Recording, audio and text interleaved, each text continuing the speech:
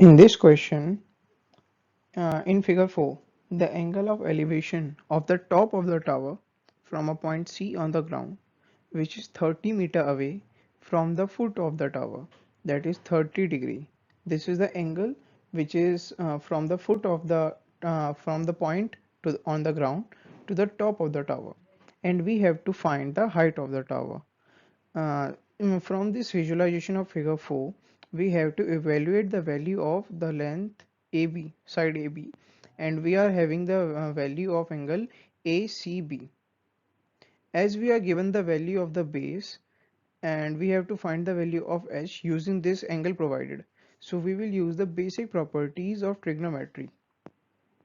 We will use the value formula of tan theta here, that is perpendicular upon base. And as we are provided with the angle, we know the value of tan theta, that is tan 30 degree, that is 1 upon root 3.